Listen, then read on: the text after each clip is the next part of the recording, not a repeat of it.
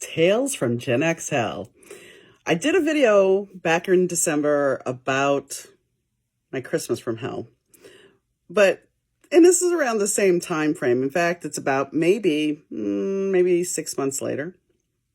So 6 months later, we have moved in with my grandmother and my grandfather as well. My grandfather has a drinking problem, but that's another story all in itself. I grew up in New Orleans and we moved into a shotgun house. Before I had my own bedroom and I had a place where I had my toys at too, which was in my mom's sewing room.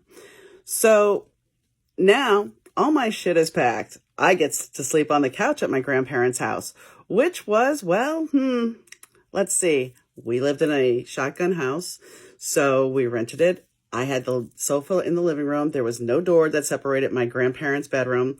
Then they had the hallway, which had a bathroom, and then the other bedroom where I was supposed to be sleeping, but my mother said I kicked her. And then we have the kitchen. So that's our house. So all my shit's packed, which is a little traumatic considering that, you're a kid and you have toys and we didn't have, phones or whatever to distract us. So almost everything I owned is packed now.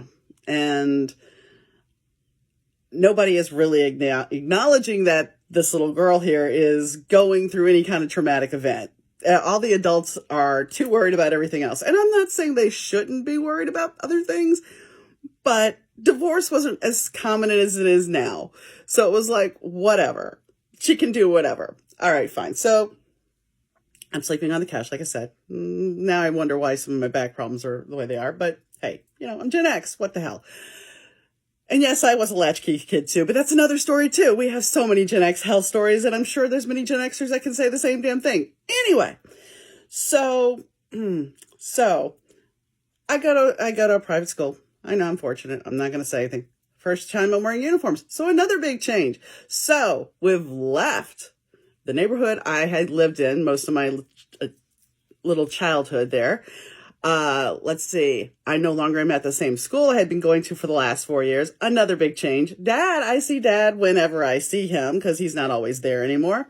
Mom's in her own world because, this is traumatic for her and I get that.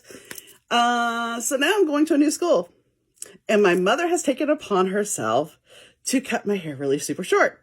So instead of having nice hair that I liked, I now have this really bad pixie cut that's like really short. My dad, one time when he did see me, I had this pink flowery shirt on. This is sad, but this is how traumatic that crap was. And a little lace collar. And we were at some festival or something and I wanted a corn on the cob. And I went up to the booth and the woman's like, "I'm sorry, Sonny, we don't have any more corn." Excuse me, I'm a girl.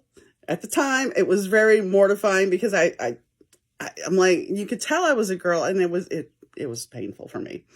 Anyway, but different times. This is the 70s.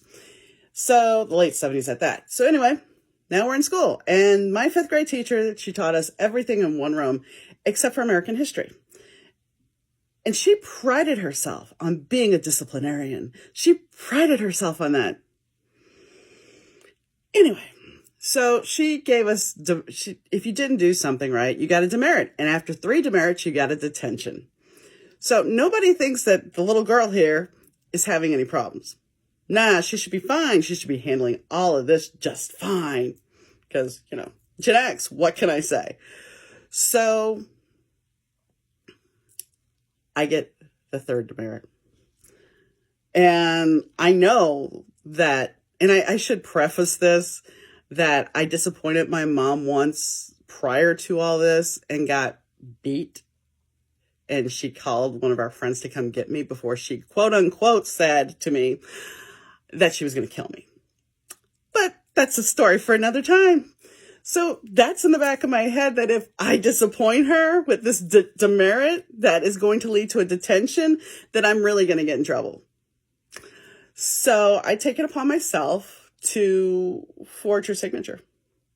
No, I'm not proud of that. And it wasn't really a good forgery at all. I don't even know what the frick I was thinking. So I did. And when I got called outside the class by the teacher, little did I know she had already talked to my mom. I should have figured, but mind of a 9-10-year-old, you don't think that way. So she's like, "Why did you sign it?" And I'm like, My mom was sick, and she asked that I sign it because she was thrown up all night, and yeah, I'm embellishing this whole thing, and the teacher's just looking at me, nodding her head, and she's like, "I already talked to your mother, so we've agreed that you're getting a detention after school for the rest of the year." What? All right, now compound that problem for that little girl. Yeah, I wasn't proud of any of that, and at the time, I think I was just trying to protect myself. But anyway, so yes, I got detention after school. And my mom, I will give her this much credit. At this point, when she starts realizing that I'm having these issues, she decides to put me in therapy. So I'm glad she did, though, my dad didn't want to participate and my mom barely did too. So I'm glad she did because it made me comfortable with knowing that you could talk about your feelings. However, one time we were coming back from my therapist appointment, and like I said, all my shit is packed up. So I start keeping some stuff at my desk. And my dad had given me a Star Wars book, like a $25 Star Wars book. When divorced dads are around, sometimes divorced dads, and to make themselves feel better, will buy you something you want. So I had this really cool Star Wars collectible book. It was on my desk. And at the time, I was one of the few girls that watched Star Wars. Nobody in my class liked it, but my dad would take me almost every weekend to go see it. So anyway, I walk in the door, and the teacher is at my desk, and every one of my classmates is lined up to the trash can, and they're cleaning out my fucking desk. And I ran to my desk, and I grabbed my book that my dad gave me, and I am bawling my eyes out. And she's just laughing. "Oh, this has to be done. This has to be done." So yeah, talk about traumatic experience. And yeah, this is kind of led to some issues for me as an adult, but that's a whole nother issue.